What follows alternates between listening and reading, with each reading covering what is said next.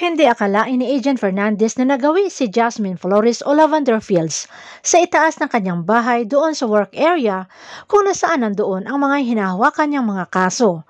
At gulat si Jasmine na nandoon ang larawan niya ni Iris at ang mga napakaraming larawan ni Tyrone De Vera at may larawan si Tyrone at si Ivy, ang asawa ni Agent Fernandez. Gulat man pero mas galit itong si Agent Fernandez na kine-question si Jasmine kung bakit ito naroroon na ang paalam ay sa CR ito pupunta.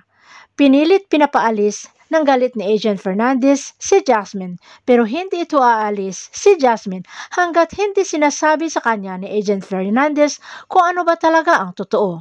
Dito na umamin si Agent Fernandez tungkol sa hinala niya na may kakaiba sa kanila ni Tyrone at ang kanyang asawa.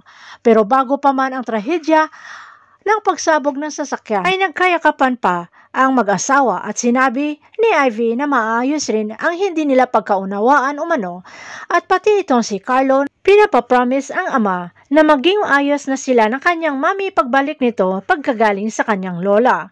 May tampuhan man sila, Sandro at Ivy ay maging okay na ang lahat dahil sa yakap at mga promise na binitawan na magiging okay na sila, sabi ni Ivy. At pinapanood pa ni Sandro ang papaalis niyang mag-ina at nagbababay pa ito si Ivy at biglang sumabog na lamang ang sasakyan at ang larawan na iyon na nakasabit ay paalala lagi kay Agent na hindi niya nasolve ang kaso ng pamilya niya hanggang ngayon at kailangan niya ng mga kasagutan kung may kinalaman ang mga binibid sa pagkamatay ng kanyang pamilya at kung ano ang sikreto ni Tyrone dito sa kanyang asawa at maraming katanungan si Agent dito sa kay Tyrone De Vera.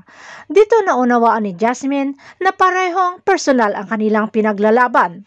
Samantala, nagpatawag ng meeting si Vito at ang kasosyo sa negosyo dahil sa nangyaring pagkawala ng armas at ang pagkawala ng kanilang kliyente.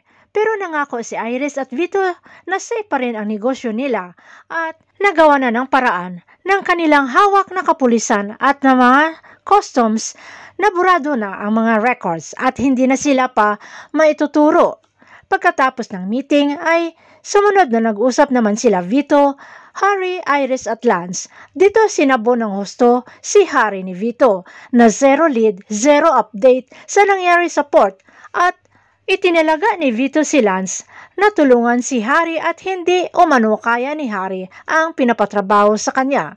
Pagkatapos ng meeting ay kinausap ni Lance si Lily at hinihimok na umalis na sila para hindi na sila pa madadamay sa gulo ng pamilyang Buenavides. Pero matigas itong si Lily sa kanyang desisyon na manatili pa rin siya at samahan si Iris na kanyang kaibigan. Hindi nila alam na pinapakinggan sila ni Harry na alam na ngayon ni Harry na may balak kumalas itong si Lance sa grupo. Samantala nakarating na ng Pilipinas si Tyrone De Vera sakay ng bangka.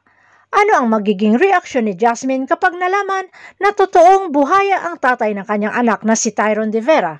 Abangan na lang natin ang susunod na episode dito sa Lavender Fields.